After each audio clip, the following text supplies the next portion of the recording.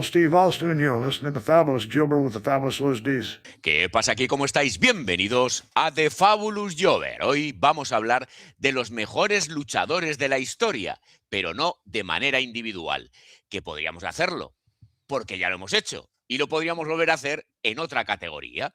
Pero en esta ocasión vamos a hablar de algo distinto. Vamos a hablar de luchadores que fueron enormes, porque tuvieron al lado a alguien igual de enorme. Porque en el wrestling hay algo más difícil que brillar solo, brillar compartiendo foco. Hoy hablamos de esos hombres que entendieron que el 50% del éxito no está en uno mismo, sino en la otra esquina del cuadrilátero, en esa mirada cómplice antes del relevo, en ese timing perfecto, en esa química que no se entrena, se siente. Hoy hablamos de equipos que no sumaban, multiplicaban, parejas que cambiaron divisiones enteras, que redefinieron lo que significaba hacer un relevo, que hicieron del trabajo en equipo un arte, porque hay grandes campeones individuales, pero hay dúos que marcaron generaciones. Acomodaros, ajustaros las botas imaginarias y prepararos porque hoy en The Fabulous Jover vamos a entrar de lleno en las 10 mejores parejas de la historia. Y creednos, aquí no hay relevo que valga. ¿No es así, don Julio? Muy buenas, don Luis. Te cojo el relevo y aquí un saludo desde el estudio 2 de Joverlandia, porque no estoy en mi lugar habitual. Vamos a ver cómo sale esto. Y decir que, ojo, vamos a hablar de wrestling en general, no de WWE, que luego nos llaman polla viejas, que luego que si no ponemos modernos. Bueno, a ver, da igual, nos van a criticar igual, Luis. Y te voy a decir una cosa. A ver, Antonio, que sí, que sé que te falta, va a estar, pero lo vamos a montar más tarde. Y la tuya también, Paco. No, Manolo, esa no. O sea que, acomodados, se van a decir las 10 parejas que nos parecen las mejores de historia, justificándolo, por supuesto. Y luego, pues en Twitter nos pondrán a parir. Pero da igual, aquí estamos para eso. Pero, Julio, mete algún Jonathan y algún Johnny, que si no estamos en... También es verdad. Es que, igual. ¿por qué soy un polla vieja, efectivamente? Pasado, Jonathan, la tuya... No están los usos, ya te lo digo yo. No, los usos no están. Ni en las 10 mejores parejas, ni en las menciones especiales. ¿Por qué? Porque son muy malos y bochean mucho, sobre todo Jay. En la cárcel tenían que estar, que por ya han estado algunos. Por eso, bueno. Muchas veces además, no, los usos no van a estar, no, va a haber otros samoanos, porque si no se nos enfadan los samoanos, pero no están los usos. No, que los samoanos hay que tener cuidado con ellos. Por eso, hay que nombrarles siempre. Así que bueno, pues vamos con estas 10 parejas y menciones especiales de por qué no están en esta lista de 10 que hemos considerado. Sobre todo tú, Luis, que es el más conocedor, porque ya veremos que no hay modernos, no sepáis, o sea, va a haber modernos, pero luego claro, más tarde. Pero es que siempre estamos con las mismas. La gente no entiende que lo que ahora hacen ya se ha hecho, que lo que ellos dicen que ahora es innovador ya se innovó hace décadas. Claro.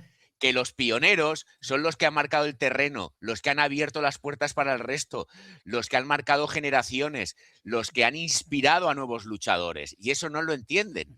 Y el no hablar de lo anterior es faltar al respeto histórico.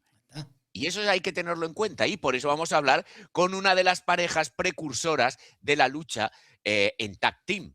Uno de los más, vamos a decir, impresionantes por el físico que tenían, porque ya eran mayores, aunque ellos parecían mayores de siempre, pero tenían físicos imponentes, porque estamos hablando de Bruiser y de Krusher. Ellos, pues, sobre todo desarrollaron sus carreras en la agua, en el territorio Midwest, en la WWA de Indianápolis y en Chicago. Hay que tener en cuenta que estamos hablando de los años 60 y 70, que sí, que había wrestling en los 60 y en los 70. Blanco y negro, que hay gente que lo ve y ve algo en blanco y negro y se asusta. Es que de hecho... Sobre todo tú, Ethan, tú te asustas mucho, Ethan. Lo sabemos. La lucha sí. Se remonta hace más de un siglo. Entonces, estos son de los pioneros de la lucha por parejas, porque sí que era una pareja, como veremos en las siguientes, que sí que casaban, porque hay parejas que las ponen impuestas, que además dices, pero esto no parecen parejas. O sea, te ponen a Kane con... Daniel Bryan, Daniel Bryan. Mira, me ha venido a la cabeza Jerry Show. Una pareja que se puso porque... No me acuerdo quién era la pareja de Jericho en esos momentos, que se lesionó. Creo que era Edge, te lo digo de memoria. Y que algo pintaban más. Pero de repente ponen al Big Show con Jericho. ¿Funcionó? Pues bueno, funcionó porque son los dos muy buenos, pero no pegan. Y una pareja tiene que pegar, tienen que tener un físico parecido, hasta la vestimenta. Es que hay parejas que ni la vestimenta van igual. Sí, que no, Que no que parece cuando pareja. suben se ponen los 4 en el ring, las dos, y no sabes quién es la pareja de quién, Claro. porque no son incompatibles prácticamente. Diremos que De Bruiser y de Krasser pues tenían múltiples reinados de campeones por parejas de la agua, de la WWA, y sobre todo lo que hace grande a una pareja, como lo que hace grande a un luchador, son los rivales, porque sin grandes rivales al final es lo que pasaba con Randy Savage en los 80. ¿Con quién iba a luchar en WWF? No podía luchar con nadie, no había nadie, solo estaba el Dynamite Kid y estaba Steamboat cuando estaba. Entonces, ¿contra quién podías hacer grandes combates? Lo único que podía hacer Randy Savage era elevar Sacar 4 o 5 buenos peldaños combates. al guerrero definitivo, que era con el que único que hizo. ¿Cuál es el mejor combate del guerrero definitivo? Pues el de la WrestleMania 6 contra Randy Savage. El de la WrestleMania No, 6 no. Es de la 5. 5. La 5, la 5, la 6. Es el enfrentamiento con Hulk Hogan. A otro que hizo grande. Otros que no pegan ni con cola. Macho Man. No, la 7, la 7, la 7. La del Warrior es la 7. La 7, sí. Vale, joder. A ver, son muchos años. Es que son muchos años viendo estas cosas. No, claro, pero yo digo, vale, la 5 es cuando ganó Hogan el título, que se lo quitó a Savage cuando el Mega Power Explode. Luego la 6 fue con el guerrero definitivo y la 7 ya era cuando se retiraba Savage. Pues ese fue el mejor combate de la carrera del Warrior. ¿Por qué? Porque Savage sacaba lo mejor de cada uno. Pues al final estamos hablando de lo mismo. ¿Quieres rivalidades buenas? Pues de Bruiser y de Krasser tenía a los Valiant Brothers, tenía a McDuck y a Verne Gagne, porque por supuesto Verne Gagne siempre tenía que estar en la pomada porque era el dueño de la agua y tenía que estar o campeón del mundo o tenía que estar con los mejores siempre. ¿Y por qué esta pareja es clave? Porque representaban el modelo de tag team dominante antes del boom televisivo nacional. Era una atracción en la taquilla real, y especialmente en Chicago y en el Midwest, cosa que no entienden tampoco. No entienden que se sostuvo muchas empresas con la taquilla de grandes luchadores, como fue el gran criticado Bruno Sammartino, porque dicen que fue de los mayores politiqueros de la historia. He llegado yo a leer, digo, pero es que no tienes ni puta idea de lo que estás diciendo. Bruno Sammartino sostuvo la WWF cuando no había televisión nacional. Y aparte de eso, era noche tras noche reventando la taquilla en el Madison Square Garden. Y el padre de Vince engañándolo para no pagarle el porcentaje de taquilla. Qué raro. Padre de Vince. Madre mía. De Vince más majos, más majos, más majos. Los McMahon Que, lo por llevan cierto, en la sangre. ya vamos anticipando que el próximo programa será sobre McMahon. O sea, No puede ser, don Julio. No puede ser. Vamos a hablar de McMahon. Tenemos que hablar de Triple H, que es el moderno. McMahon ya es viejo. Vamos a... Bueno, ojo, que Triple H te dirán que también es viejo porque es del siglo pasado, que empezó a luchar en el siglo pasado. Y quieren poner de Booker a La Roca. Venga, irnos a la mierda. En fin. La siguiente pareja es una pareja que, sobre todo lo que hemos hablado, era una pareja que sí que era un tag coexionado y un tag que llamaba mucho la atención. Estamos hablando de los Fabulous Kangaroos, que eran Al Costello y Roy Hefferman. Pues ellos estuvieron en Capitol, WWF, la NWA territorial y la agua. Un montón de títulos por parejas y sobre todo lo que ellos sí que hicieron es lo que has dicho, Julio. Introdujeron la estética coordinada, pues esas chaquetas, la bandera, la presentación como unidad real, y luego también popularizaron ese concepto moderno del tag team como entidad coexionada. Pues cuando luego hablaremos de otros, veremos que sí que eran muy, muy, muy parecidos. Tan parecidos que a veces Héctor del Mal y José Luis Ibáñez se equivocaban del nombre, porque eran tan iguales que no sabían quién era quién. Normal, lógico. Decir que también fueron de los primeros equipos heel que eran pues como ya más sofisticados, que cabreaban al público, que caldeaban el ambiente y tuvieron una influencia muy directa en otros equipos que también lo veremos. Para mí, el mejor equipo, porque no estamos dando orden, estamos más cronológicamente que ordenando sí. Del 1 al 10. No es como el otro que hicimos. No, esta vez. Estos son los 10 y luego lo ordenáis. Que lo ordenen ellos como quieran, Johnny. Eso. ¿No los conoces, Johnny? Joder, pues busca, cógete, habla con la IA. Ya está. Ojo, que la IA igual tampoco los conoce. No, seguro, que la IA es de este siglo. Seguro, no. Además es que últimamente dicen, no, antes se decía, búscalo en Wikipedia o en la Encarta. Vamos a remontarnos todavía más. O si no, te coges la Pasa Calpe. Ahora ahí. O la Larús. O la Larús, ya está. No, ahora ya no. Oye, ¿qué tiempos aquellos de la gente que vendía enciclopedias por las casas? Y qué pesados ¿Y eran. qué pesos eran? Sí. Ahora te hacen llamadas telefónicas. Bueno, vamos a seguir. Decir con los Kangaroos que sin ellos no hubiera evolucionado igual los tag team, por eso es tan importante. Primero los Crusher y, y The Bruiser como los pioneros y el físico que tenían. Los Fabulous Kangaroos por la estética y por ser de los primeros tag team heels unificados. Y luego ya vamos con algunos que es que tenían que estar. ¿Pero por qué? Porque se habla del linaje de los samoanos y sin estos samoanos no habría los siguientes samoanos. Correcto. Y sin estos samoanos no habría comparaciones odiosas. Los samoanos nunca han destacado por su gran técnica. Nunca han destacado por su delicadeza dentro del ring. ¿Pero qué dices, don Luis? Si yo he visto a Yeyus hacer unos saltos espectaculares, esas patadas coordinadas, bueno, a veces. Y sobre todo, qué bien maneja el público con el JIT. No, por lo menos eso le sirve de algo. Es que la madre que le parió, es que se ha quedado en una caricatura. Pero bueno, vamos a dejarlo, que es que siempre nos metemos con Venga, Yeyuso. vamos con los Will Samoan. Estamos con Afa y Sika. Estos sí que son los que ponían la comida en la mesa, porque Sí, si no, no hubieran comía podido nadie. comer nada, nada. Ellos comían hasta pescado crudo cuando salían con los hijos ahí de managers. Decir que fueron muy dominantes en la transición de los 70 a los 80. Ya llegamos a otra década, porque también hay que analizar por décadas. Los 60 no son igual que los 80. Para Y nada. también te digo, los que comenzaron a ver wrestling con Bruno Sammartino, ya a partir de los 80 ya no compran ese estilo. Imagínate comprar el estilo de ahora, ¡Oh! para que veas lo importante que es el poder crecer dentro de una generación, de una década, en este caso de wrestling, como puede ser de música y de mil cosas que hemos vivido. Pero es cierto que, como dice Dave Messler, que siempre le están metiendo caña, eres incapaz de entender lo que pasó en los 80 si no has vivido los 80. ¿Por qué? Por el contexto histórico del momento. Entonces, el que tiene una visión más amplia es el que ha comenzado a ver wrestling en los 80, en los 90, en los 2000, en los 2010 y en los 2020. ¿Por qué? Porque tiene 4 décadas de análisis y 4 décadas de haber desarrollado su propia vida en esas décadas. Por lo tanto, no menosprecien la experiencia no solamente de quien les habla, sino de los luchadores, de las empresas.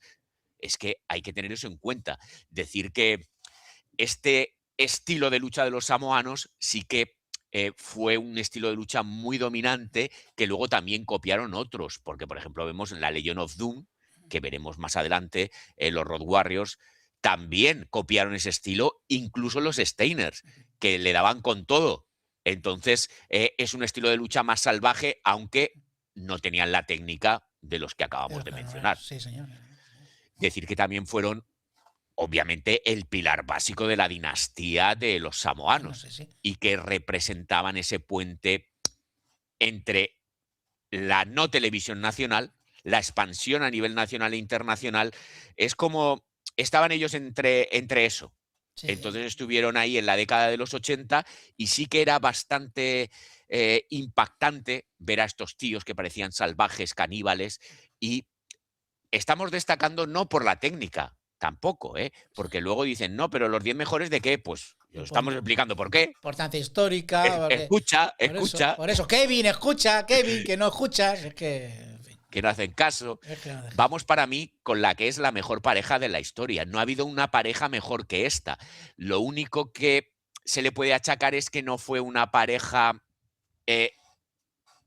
dilatada en el tiempo porque hubo un recambio, pero el recambio no era tan malo. Estamos hablando de los Midnight Express. Bobby Eaton se puede decir que es el mejor luchador por parejas de la historia. Pueden decir lo que quieran, el resto, pero también, sobre todo, nosotros hablamos sobre todo de Estados Unidos.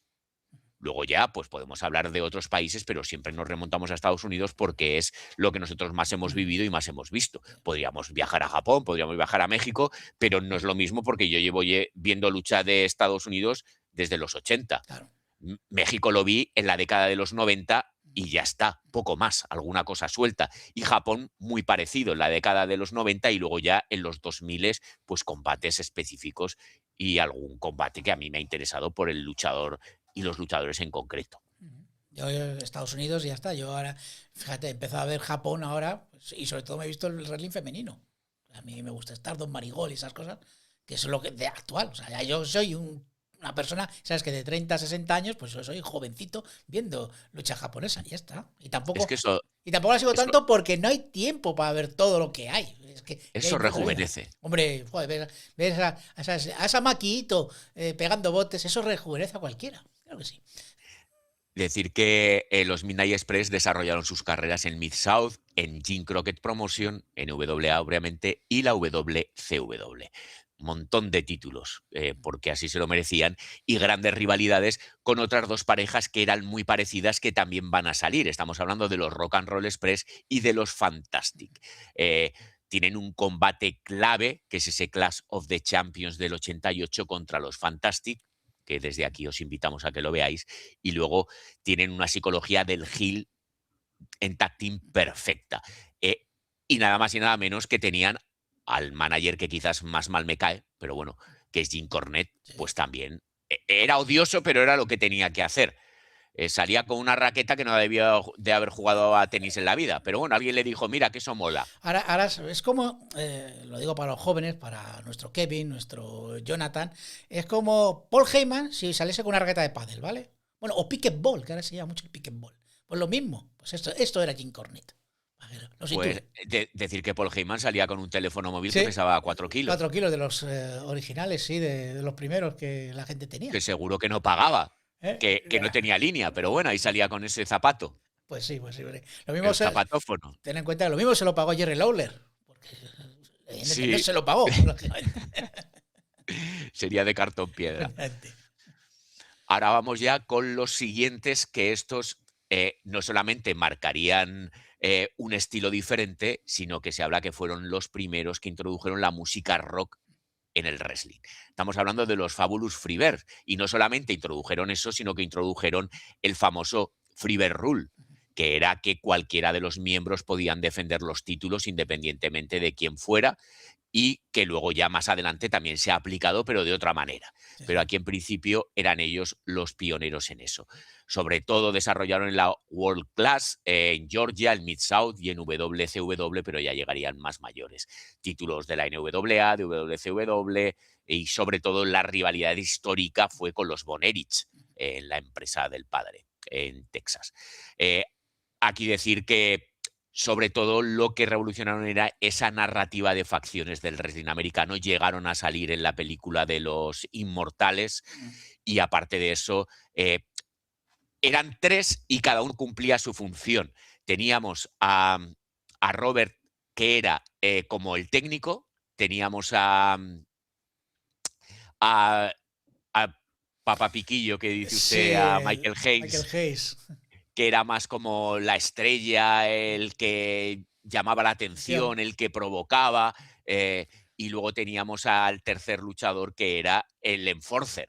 Era un tío muy fuerte, un tío muy buen luchador, que cuando llegó ya a WWF, pues llegó como el Executioner, que llegó ya en horas muy bajas debido a sus adicciones, y que el bueno de Heyman, pues el bueno de Michael Hayes, perdona, convenció a la directiva para que lo contratara porque estaba en un problema pues personal y económico, y entonces ya llegó en horas muy, muy bajas, pero en Japón con el Dr. Williams, Doctor Muerte, pues fue un luchador magnífico, Terry Gordy, que debutó con 14 años, si no me equivoco, 14 16 años, o sea que llevaba toda la vida luchando y era un luchador magnífico.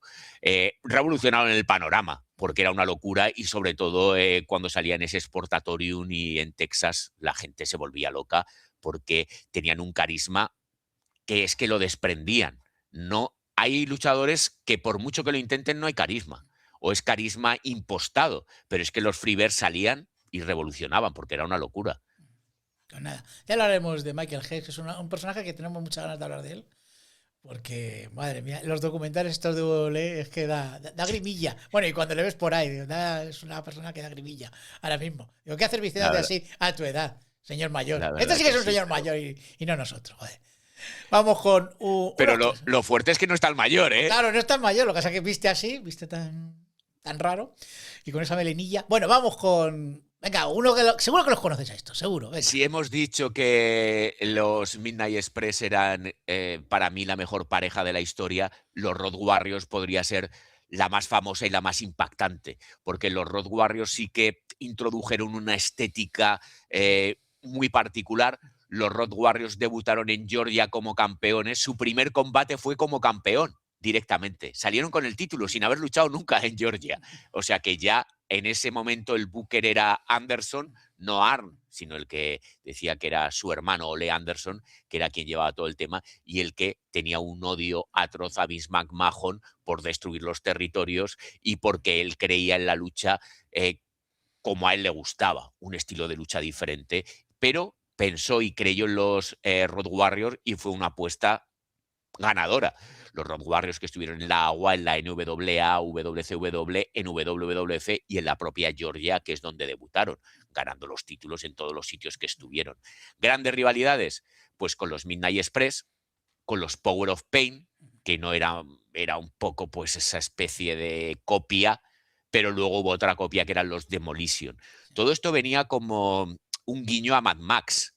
Sí. Toda esa estética, toda esa forma de expresarse y de mostrarse, pues el cine también ha hecho mucho, porque el cine ha inspirado pues a personajes, pues como, claro, como el propio, no recuerdo cómo se llamaba el que aparecía con la máscara de hockey.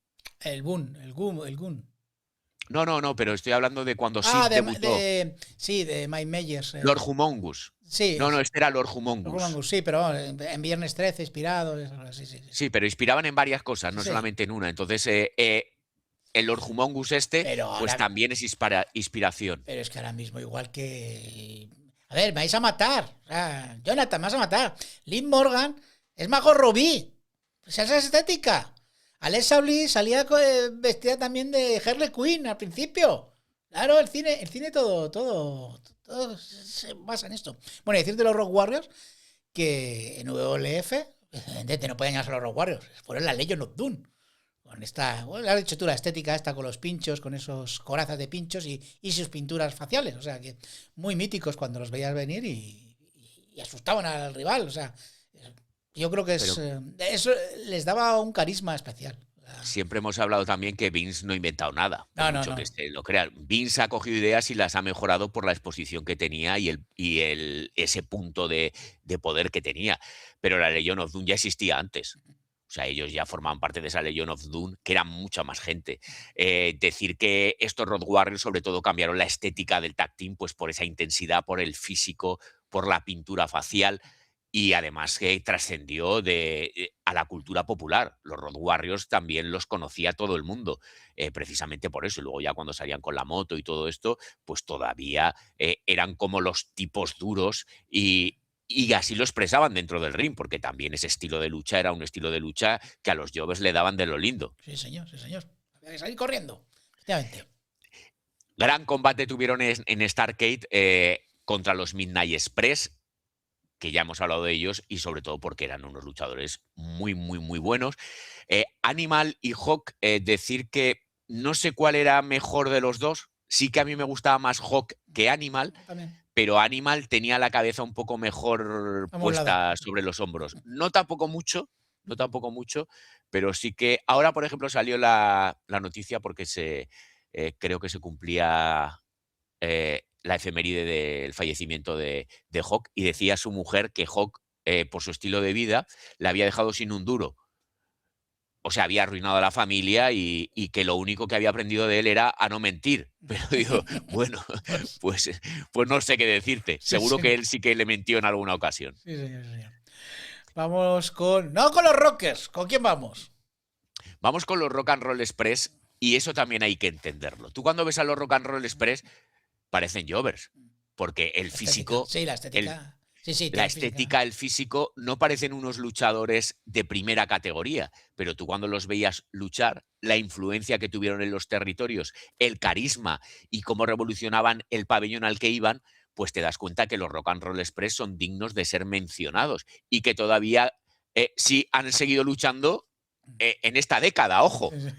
Ya muy mayores. Bueno, que se hablaba del último combate de uno de ellos contra Ric Flair, que lo querían volver a hacer, el último combate, y entonces decía él, no, yo no quiero luchar contra Ric Flair. Ese fue cuando Charlo te respondió a alguien, no. Sí, Vale, pero eso fue hace una semana, hace 2 semanas. Sí. Sí. Dice, Pues, va a pelear Ric Flair contra... Y Charlo directamente, no. no, pero también lo dijo antes, Ya. Cuando fue el Last Match también dijo Sí, ella dijo que no. Claro, es que no me extrañas, es que... Pero se hablaba otra vez de nuevo de Ric Flair, que quería el último combate, pero ahora ya sí que está bastante cascadillo. No está para más. Decir que estos Rock and Roll Express estuvieron en Mid-South, en Jim Crockett Promotion y en la Smoky Mountain Wrestling. También llegarían ya muy mayores cuando... Bueno, muy mayores están ahora, sí. Porque estamos hablando de los 90. Pero llegarían también a WWF cuando Vince compró la Smoky Mountain Wrestling, compró o anexionó o como hacía siempre. Ya a última hora pues traía y allí no encajaron muy bien pues porque eran luchadores de territorio. Decir que además eran babyface puro. En la era de los territorios es que la gente los adoraba precisamente por eso y esa reacción en los estadios cuando salían era digna de ver y que la ventaja que tienen ahora es que pueden acceder a videotecas de generaciones pasadas, cosa que nosotros no podíamos hacer. Nosotros en nuestra época nos costaba la vida encontrar algo. Y como lo hemos comentado alguna vez, lo comprabas en NTSC, lo tenías que volver a VHS PAL, que era el europeo, tenías que comprar VHS, tenías que tener varios vídeos, al final... Pero se hacía. Y copaba un montón de espacio en tu casa. Pero bueno, se hacía. La cuestión está que ahora tienen acceso a todo, que critican todo, pero no lo han visto. Pues mira, es tan fácil como ir a YouTube o ir a Netflix y ver la videoteca. Que además, te iba a decir, no es gratis en Netflix, pero bueno, para lo que vale. Pero si no te coges y te vas a YouTube, que hay canales y puedes ver grandes combates y hablar, no contextualizar, pero sí hablar de ese tipo de lucha y esas reacciones del público, porque hay que entender varias cosas. Cuando dices, son grandes luchadores, pero ¿por qué? Pues cómo están conexionados como pareja, cómo casan, la reacción del público, cómo pueden ser capaces de poder improvisar en el momento. Pues todo lo que no hacía Shawn Michaels, pues aquí lo pueden ver ellos. Efectivamente. Venga, vamos con los siguientes, que son Don Luis... Los Steiner Brothers. Pero bueno, ¿qué hace ahí Bron Breakker? Los Steiners que también fueron una pareja brutal que criticada muchas veces porque no conocen el pasado de Scott Steiner y solo lo conocen como Big Papa Pump, pero no se dan cuenta que Big Papa Pump estuvo a punto de morir en Puerto Rico por varios problemas que tuvo. Entonces, la gente, las operaciones de cadera, las lesiones, luego lo ven... Pero si este tío no se mueve. Pero tú has visto cómo se movía en los 80. No se puede mover igual en los 80, en los 90, en los 2000. Pues en los 80, Scott Steiner podía haber sido campeón del mundo en cualquier empresa. Pero tenía, no te diré el lastre, pero tenía ese hermano que siempre iba con él, que en cierta manera, porque ellos lo eligieron así, frenó su carrera como individual. Pero ellos han sido campeones en Japón, campeones en WCW, campeones en la WWF, técnica depuradísima sobre todo de Scott, gran ovación, gran respuesta del público.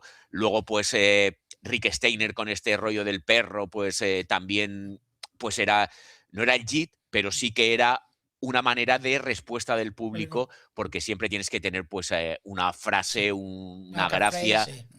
Sí, algo que te coja y que te conecte con el público, y en este caso lo era. Combates claves, sobre todo en Japón, contra Hirohase y Kensuke Sasaki. Kensuke Sasaki, que formaría pareja también como los Road Warriors en Japón. Porque aquí Animal no estaba y fue Hawk con Kensuke Sasaki y fueron Legion of Doom en Japón, por ejemplo. Y esto sí que era una mezcla de lucha amateur, porque habían sido luchadores amateur, con potencia, explosividad y luego también ese físico imponente que tenía Scott Steiner de siempre. A veces, recuerda que muchas veces no medían y pegaban algunos zurragazos que las parejas salían corriendo de los Steiner. No, había que tener cuidado porque no eran muy contenidos y daban de lo lindo. Pero bueno, siempre ha habido luchadores así, ¿eh? Sí, señor. Vamos con lo siguiente. ¿O alguna cosita más de los Steiner?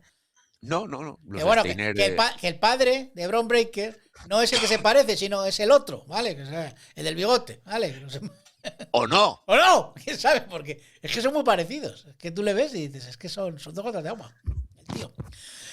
Vamos allá con los siguientes. Hombre, Con los British Bulldog, Los- porque hay que destacar a los British Bulldog. Pues Porque sí, ellos porque sí. lucharon porque nos da la gana, Efectivamente. básicamente. Lucharon en Stampede Wrestling en Canadá, que es donde se formaron y se forjaron, porque allí llegaría el Dynamite Kid.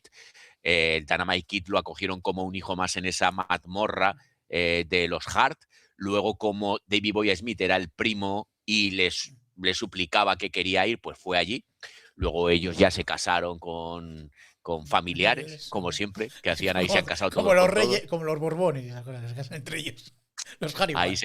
se casaban entre ellos, así parecen todos iguales. Es la copia esa de los Simpson, que el Cletus, Sí, pues exactamente igual son estos. que salen ahí, y decir que ellos, por ejemplo, fueron campeones en la WWF en la época del Rock and Wrestling, que además fueron eh, eh, figura exponencial y figura que salía con Cyndi Lauper y salía también, creo que era Cindy la que salía con ellos y, bueno, salía otra chica también, Hay otra chica, no me acuerdo de esto. que sería la campeona. Salían ellos siempre Elani juntos. Kai o era la rival o Wendy Richard, no, una de ellas. Sí, era Wendy, era Wendy Wendy. Richard, sí. Pues un saludo a todas las Wendys que nos ven también. Sí, hombre, es verdad que hay muchas chicas que nos ven en este programa. Un saludo a todas ellas. Y decir que también, combate clave en esa WrestleMania 2 contra el Dream Team. Eh, este tag team, sobre todo, revolucionó por esta influencia británica y japonesa. Era un estilo de lucha muy diferente. El Dynamite Kid, según dijo Bret Hart, y hay que hacerle caso a Bret Hart, porque Bret Hart dice que Vince McMahon tenía una relación muy estrecha con Shawn Michaels y que compartían almohada. No se sabe quién la mordía de los dos. Eso ya no se sabe. Pero bueno, Bueno, decir que Bret siempre dijo que el Dynamite Kid era el mejor libra por libra. lo dice. Mejor campeón el mejor luchador del mundo libra por libra, y así lo era, porque era impresionante. También vamos a lo mismo, ves un combate del 91 que era cuando volvió porque no tenía para comer y vuelve en un estado físico que da pena verlo, pero tú lo has visto antes. Pero no me compares el final de una carrera por un momento puntual que vuelve para poder comer a cómo era un luchador que lo puedes ver en Inglaterra, lo puedes ver en Calgary, lo puedes ver en Japón, lo puedes ver en WWF. Entonces, decir que Davey Boy Smith era un luchador muy bueno, ¿eh? Lo que pasa que luego ganó mucha masa muscular y Demasiado. las adicciones también le pasaron factura. Pero al luchador, ojo, muy, muy, muy impresionante e imponente. Estos revolucionaron este tag team, esta división, sobre todo en WWF, y el Dynamite Kid fue precursor directo del estilo moderno de Chris Benoit, sobre todo, y de Eddie Guerrero. O sea, porque ellos vieron en el Dynamite Kid un ejemplo a seguir, sobre todo Chris Benoit. Y en Japón demostraron que un equipo occidental podía trabajar al nivel técnico más alto, incluso enfrentarse entre ellos, porque eso también en Japón se hacía. Tag team consolidados, allí se enfrentaban entre ellos. Y eso también, pues incluso los Malenko, que eran un equipo técnico muy bueno, también menospreciado, denostado, y que se ríen de Malenko porque no tenía carisma, el hombre de las 1000 llaves y cero carisma. Ah, sí. Pero es que hay que analizar todo. Gente tiene mucho carisma y no sabe luchar, Malenko un 10 en luchar, pero un 0 en carisma. Pero es que todo no se puede. No se puede tener todo. O sea, Todo no se a puede. ver, solamente hay una persona que tiene carisma y sabe luchar. Él nunca ha visto 17 veces campeón John Cena, por ejemplo. Vamos con más carisma. Vamos con más carisma y vamos a hablar de los British Bulldog. Vamos con la Hart Foundation. Claro, ya que estamos hablando de Calgary, ya que estamos hablando de la mazmorra, pues tenemos que hablar también de Bret Hart y Jim Neidhart. Estamos en lo mismo. Siempre hay uno, siempre ha funcionado igual los tag team. Uno un poquito mejor que otro. Cuando los tag team se separan, uno triunfa y otro no. Siempre fue así. Luego ha habido tag team que no ha triunfado ninguno.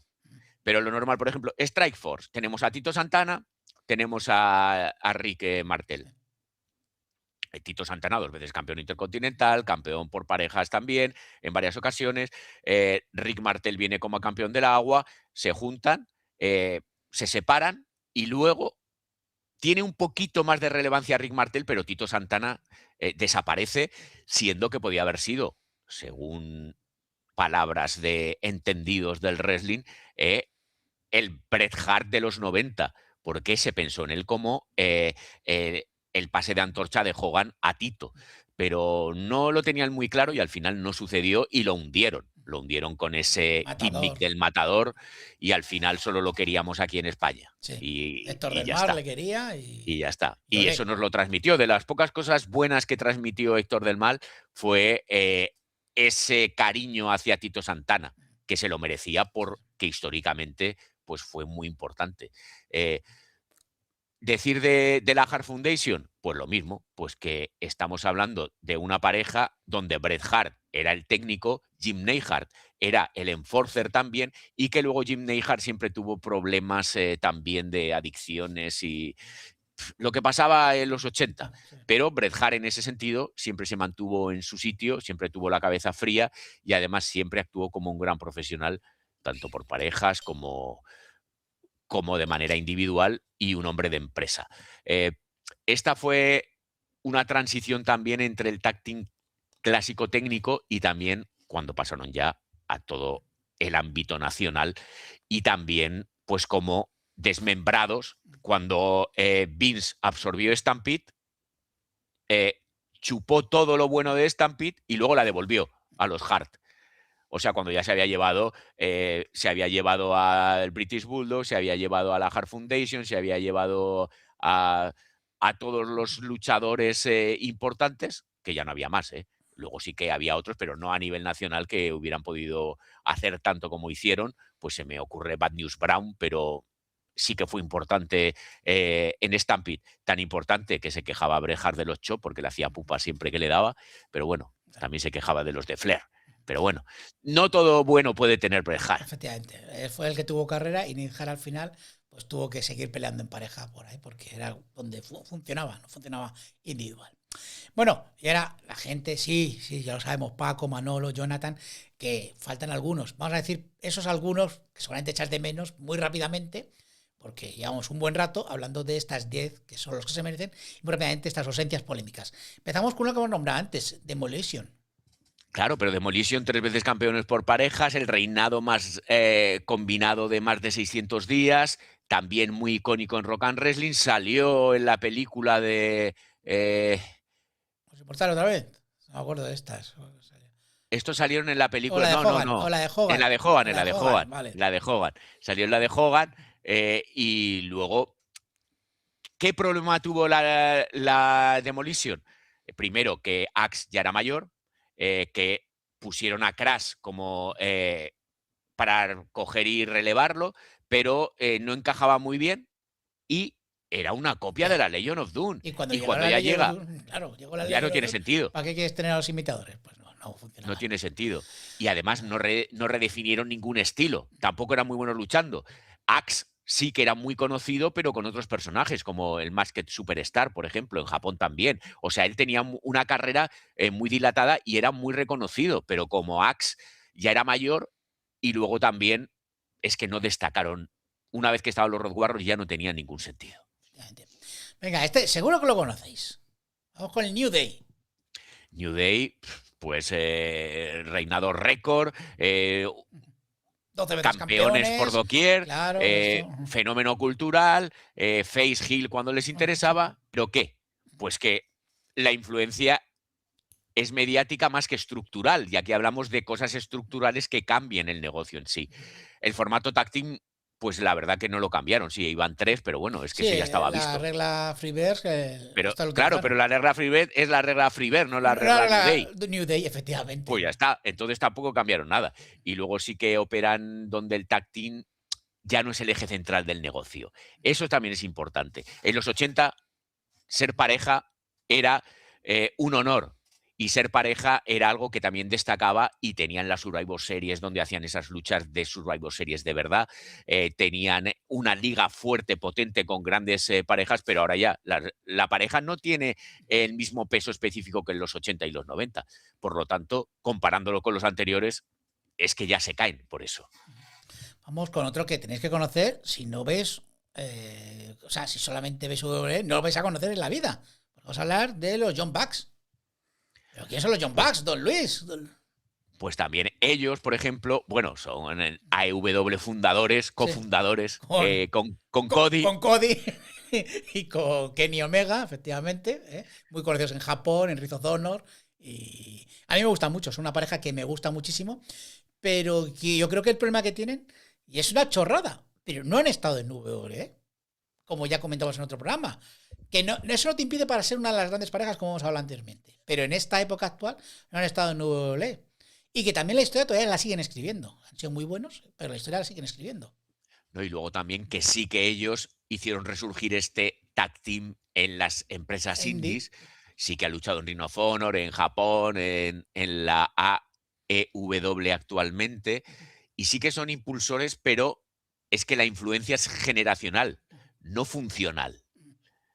O sea, entonces hablamos también que es que el impacto todavía lo tenemos que ver con esa perspectiva temporal. Es que están todavía luchando, Claro. es que todavía esa importancia se tiene que estudiar más adelante. Que siguen siendo muy importantes. Ahora mismo es una pareja top. Siempre, todos los años, últimamente están en el primer, segundo, tercer puesto de las mejores parejas del mundo. A mí me gusta mucho. Yo siempre he dicho que los Bucks me gustan mucho. Pero todavía están escribiendo la historia. Como dijimos con Roman Reigns. Es exactamente lo mismo. Hombre, no estamos comparando a Roman Reigns con los Young Bucks, pero no. sí en este caso en concreto. Sí. Y decir que también aquí podrían entrar otros conocidos, por ejemplo, los Valiant Brothers, también los Graham. Son fundamentales y conocidos por la gente que le guste el wrestling histórico. Los Von Erich. Los Von Erich era un tag team en esa familia, era un tag team reconocido, querido, o sea, no había un tag team más querido. Y luego, pues todo lo que hemos hablado en alguna ocasión de la maldición de la familia Von Erich, más que nada es la maldición del padre, no de la familia. Pero bueno, luego también, por ejemplo, Edge y Christian. Sí, aquí yo quería destacar incluso Edge y Christian, los Dudley y los Hardy. O sea, tripleta de la actitud, que su legado está pues junto al TLC, a los famosos TLC que hacían. Y vamos, nos hemos incluido primero, Edge y Christian todavía siguen peleando. Los Hardy siguen peleando. A mí son los que más me gustan, son los más mediáticos, a pesar de que Jeff, con sus altibajos y más, también han tenido carrera en solitario. Y los Dudley es que a mí nunca me ha gustado. O sea, para mí son Gate the Tables y Get the Tables y ya está. Nada. Decir, por ejemplo, que sí que es cierto que podríamos sacar a los samoanos y meter a los Hardy. A mí, por ejemplo, es una opción. Saca tú a los samoanos y no viene La Roca a darnos de hostias. No, es que sacas a los samoanos y empieza Rikishi a meter mal. Que además nos consta que Rikishi nos ve. Nos escucha y nos ve, claro, ya lo sé. Claro, no quiero más problemas, y menos con los samoanos. No, nada. Otra pareja sería los Nasty Boys. Los Nasty Boys han luchado en la agua, en la WCW, en WWF, y siempre desde el primer día fueron los Nasty Boys. Siempre han tenido ese nombre en todas las empresas que han luchado. No como, por ejemplo, los Road Warriors, Legion of Doom u otros que les han cambiado el nombre. Estos siempre han sido los mismos. A mí no me gustaban. A mí tampoco. Han sido unos luchadores que no me gustaban, pero en WCW tenían combates salvajes contra Cactus Jack, sobre todo, y Max Payne, y contra Harlem Heat, que los nombraremos luego. Pues son luchadores que no tienen que estar en los 10 mejores, pero que por eso los hemos nombrado. Vamos con... También queremos hablar de los Fantastic, que has hablado tú antes, ¿verdad, don Luis? Claro, es que los Fantastic tenían una técnica buenísima, un selling buenísimo y una química que se veía. Luego también fueron fundamentales para el desarrollo del tag team técnico moderno. Pero decir que fueron enormes en calidad, pero históricamente siempre fueron como el tercer vértice detrás de los Midnight Express y los Rock and Roll Express. O sea, teníamos ahí, si se hubieran llamado los Fantastic Express, pues a lo mejor sí. hubieran encajado más. Y tenemos No, los no. Express, sí. Pero decir que entre los Midnight Express y los Rock and Roll Express, los Fantastic quizás eran pues como los peores. Sí, un Pero escalón por claro, debajo.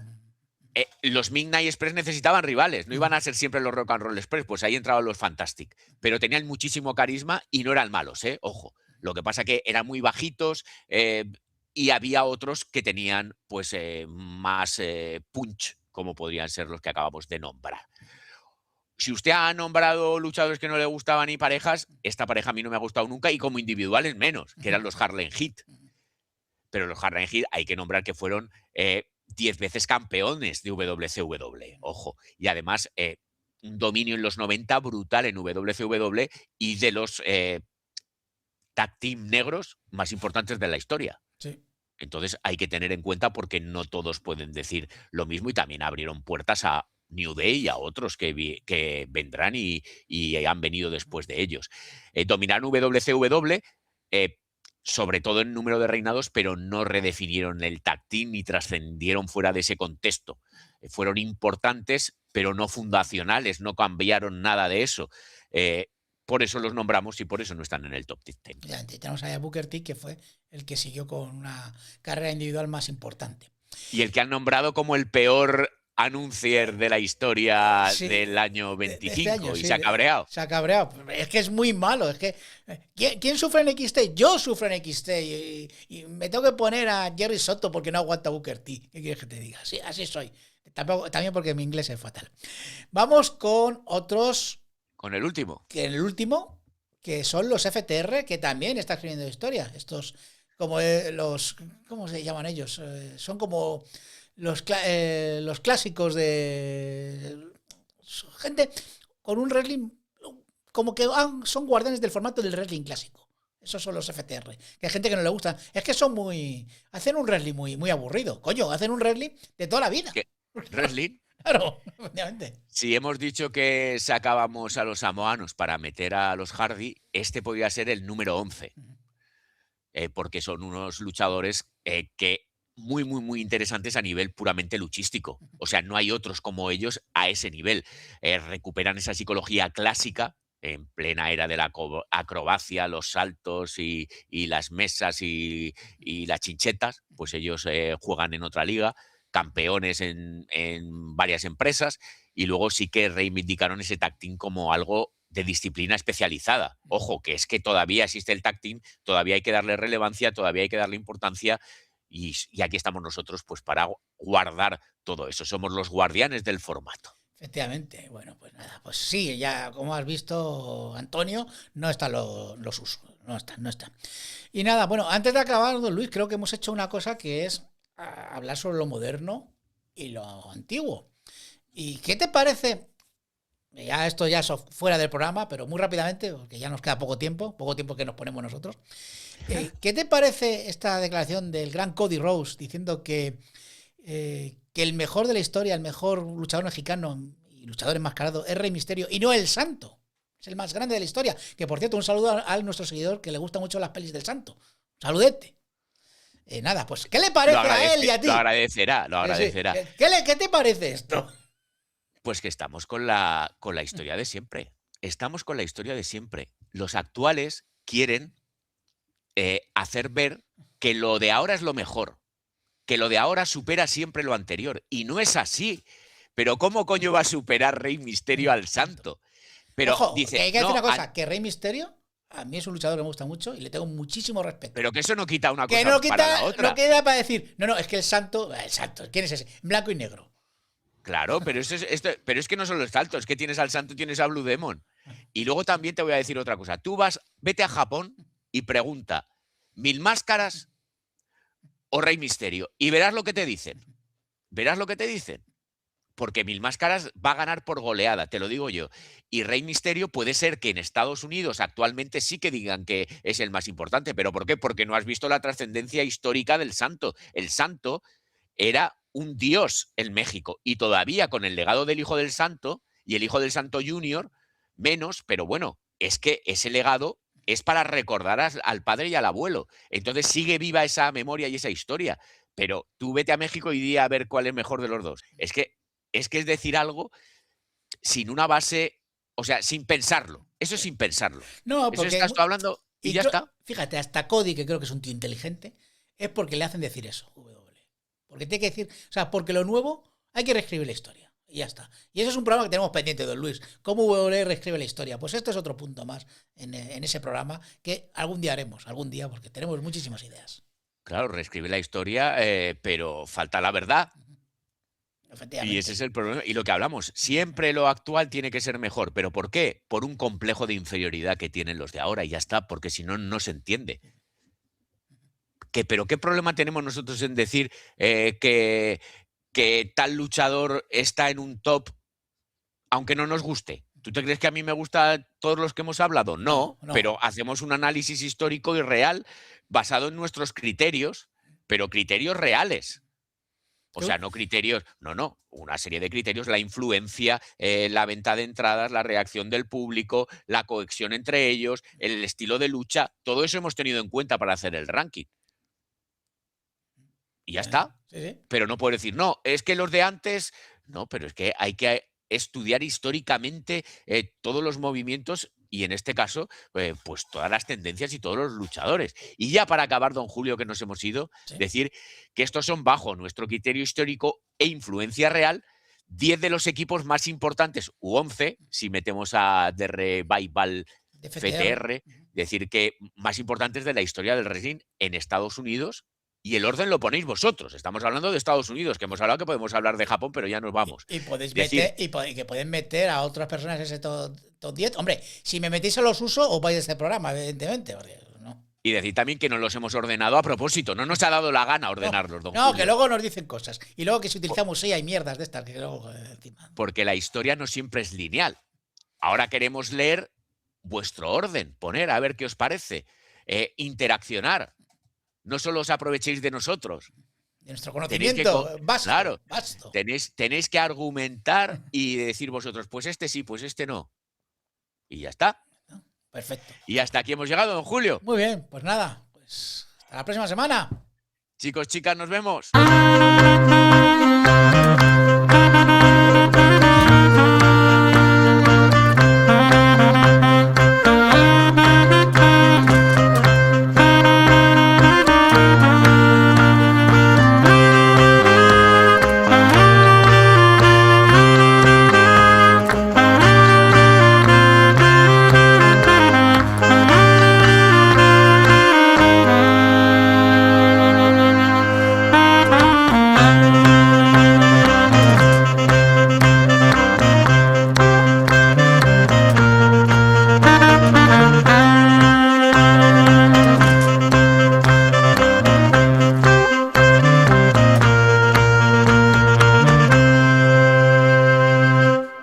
I'm Stone Cold Steve Austin, and you're listening to Fabulous Gilbert with the Fabulous Liz D's.